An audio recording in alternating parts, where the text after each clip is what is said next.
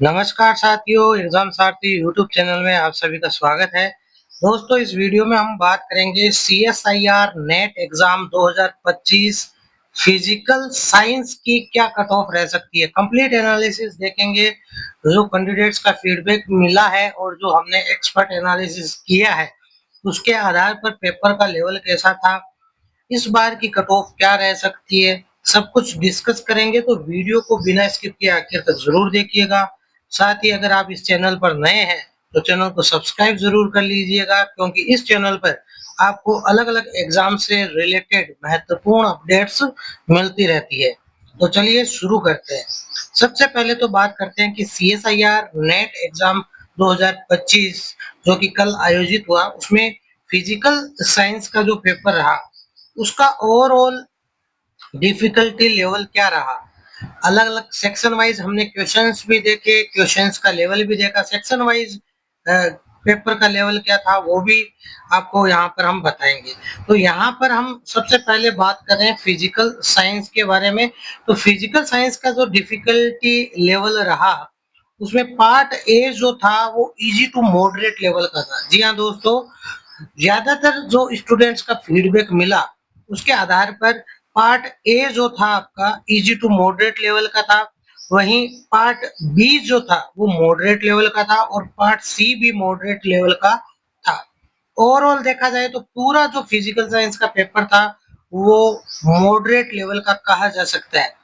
हो सकता है बहुत सारे ऐसे कैंडिडेट्स भी हो जिनको ये मॉडरेट से टफ की कैटेगरी में लगा होगा, लेकिन ओवरऑल अगर स्टूडेंट्स का फीडबैक देखा जाए और जो हमारा एक्सपर्ट एनालिसिस भी यही कहता है कि सेक्शन वाइज हमने एक एक सेक्शन को एनालिसिस किया, तो उसके आधार पर ओवरऑल अगर देखा जाए तो पेपर का लेवल मॉडरेट लेवल का ही कहा जा सकता है। अब बात करते हैं कि कट ऑफ क्या रह सकती है। तो आपके सामने ये जो दिसंबर 2024 का CSIR UGC नेट का पेपर हुआ उसमें जो कट ऑफ रही, तो यहाँ पर हम तीनों ही कैटेगरी की बात कर लेंगे। कैटेगरी 1 जूनियर रिसर्च फेलो की, कैटेगरी 2 जो है आपकी असिस्टेंट प्रोफेसर की, और कैटेगरी 3 आपकी PhD कैटेगरी। तो ओवरऑल हम बात करेंगे। सबसे पहले बात करते हैं फिजिकल साइंस की, क्योंकि इस वीडियो में हम केवल फिजिकल साइंस की बात करेंगे। तो फिजिकल साइंस की आप JRF की कट ऑफ देखें तो पिछली बार 54.188 गई थी, यानी कि लगभग आप मान सकते हैं कि ये 108 मार्क्स के आसपास आप मान सकते हैं। तो इस बार की जो कट ऑफ है वो क्या रहेगी, तो चूंकि CSIR UGC ने जो कट ऑफ परसेंटेज में देता है, तो हम भी परसेंटेज में ही बात करेंगे, मार्क्स में नहीं करेंगे, क्योंकि हो सकता है मार्क्स में कुछ ऊपर नीचे थोड़ा बहुत रह जाए, लेकिन परसेंटेज हम एक आपको आइडिया देंगे एग्जैक्ट कि क्या रह सकती है कट ऑफ। इसके बाद में दोस्तों आप देख सकते हैं अदर कैटेगरी की। उससे पहले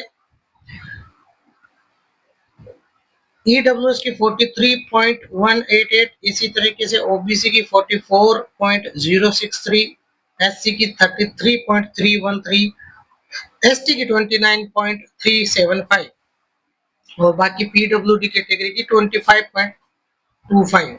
तो आपको पता ही है कि जो जनरल यानी अनरिजर्व्ड EWS OBC के लिए तो जो मिनिमम क्राइटेरिया 33% का है, और SC ST रिजर्व कैटेगरी के लिए 25% मिनिमम क्राइटेरिया। तो यहाँ पर हम बात करते हैं कि इस बार की कट ऑफ जो है वो क्या रह सकती है। तो सबसे पहले अगर JRF की बात करें तो जो पेपर का लेवल है उसको देखते हुए इस बार आपकी जो कट ऑफ है वो JRF के लिए, जनरल कैटेगरी के लिए 50% के आसपास रहेगी दोस्तों। जी हाँ दोस्तों, तो हम इसे साइड में यहाँ पर लिख लेते हैं, यहाँ पर स्पेस कम है। अगर बात करते हैं हम जनरल अनरिजर्व्ड कैटेगरी की तो 50% के आसपास रहेगी दोस्तों। तो यहाँ पर हमने 50 लिखा है, 50% आपको इसको मान के चलना है। ये परसेंटेज में हम बता रहे हैं, बाकी आप मार्क्स में कन्वर्ट कर लेना अपनी अपनी कैटेगरी के अनुसार। बात करते हैं EWS की। तो EWS की दोस्तों यहाँ पर जो कट ऑफ रह सकती है वो लगभग 40% के आसपास। जी हाँ दोस्तों, 40% के आसपास कट ऑफ ईडब्ल्यूएस की रह सकती है। तो यहाँ पर हम लिख सकते हैं ईडब्ल्यूएस की 40%। इसके बाद में बात करते हैं दोस्तों आपकी ओबीसी कैटेगरी की। पिछली बार 44% रही थी, ईडब्ल्यूएस से ज्यादा रही थी। तो इस बार दोस्तों ओबीसी की जो कट ऑफ है वो लगभग आपकी 41% के आसपास रहेगी दोस्तों।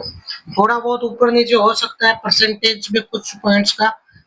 इसके बाद में बात करते हैं दोस्तों एससी कैटेगरी की। तो एससी कैटेगरी की कट ऑफ इस बार रह सकती है लगभग आप मान के चले 30% के आसपास। इनका minimum criteria SC ST reserved category जो है इनमें 25% का है, लेकिन यहाँ पर 30% रहेगी। बात करते हैं अगर एसटी की, तो एसटी की कट ऑफ जो है इस बार लगभग 26% के आसपास रहेगी दोस्तों। बात करते हैं पीडब्ल्यूडी की। तो पीडब्ल्यूडी की दोस्तों जो कट ऑफ है वो मिनिमम क्राइटेरिया के आसपास ही रहेगी। तो हम मिनिमम क्राइटेरिया मान के चलते हैं 25 का। तो ओवरऑल दोस्तों ये कट ऑफ आपकी रहने वाली है सभी कैटेगरी की। जेआरएफ के लिए ये हमने जेआरएफ की यहाँ पर बात कर ली। अब हम बात करते हैं दोस्तों, आप इसका स्क्रीनशॉट भी ले सकते हैं। अब दोस्तों हम बात करेंगे कि जो आपकी सेकंड कैटेगरी है यानी कि असिस्टेंट प्रोफेसर की। तो असिस्टेंट प्रोफेसर की कट ऑफ आप देख सकते हैं फिजिकल साइंस के लिए पिछली बार क्या रही थी। General 48, EWS 38, OBC 39, SC 29, ST 26 और ईडब्ल्यूडी 25। तो इस बार की अगर बात करें तो फिजिकल साइंस में जो असिस्टेंट प्रोफेसर की कट ऑफ रहने वाली है वो दोस्तों जनरल रहने वाली है आपकी 45। कितनी? 45। बात करते हैं अगर ईडब्ल्यूएस कैटेगरी की, तो ईडब्ल्यूएस की रह सकती है दोस्तों 35 के आसपास। थोड़ा बहुत ऊपर नीचे हो सकता है दोस्तों, कोई बड़ी बात नहीं है। बात करते हैं अगर ओबीसी कैटेगरी की, तो ओबीसी कैटेगरी की लगभग 36 रहेगी इसके आसपास। एससी कैटेगरी की अगर बात करें तो लगभग 26 के आसपास रहेगी।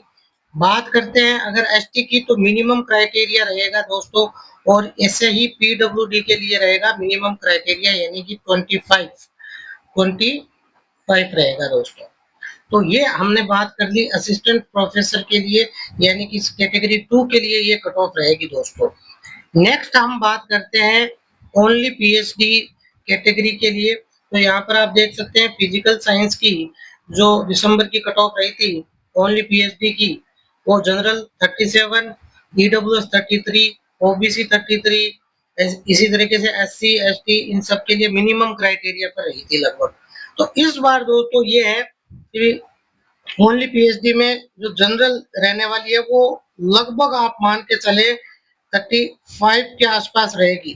ठीक है, बाकी सभी कैटेगरी के लिए जो मिनिमम क्राइटेरिया है उसके आसपास रहेगा। यानी ईडब्ल्यूएस की बात करें तो 33, ओबीसी भी 33, वहीं बात करें एससी कैटेगरी की तो 25, एसटी की भी 25 और पीडब्ल्यूडी की भी 25। तो ये क्राइटेरिया रहने वाला है। ओवरऑल कट ऑफ ये रहने वाली है दोस्तों।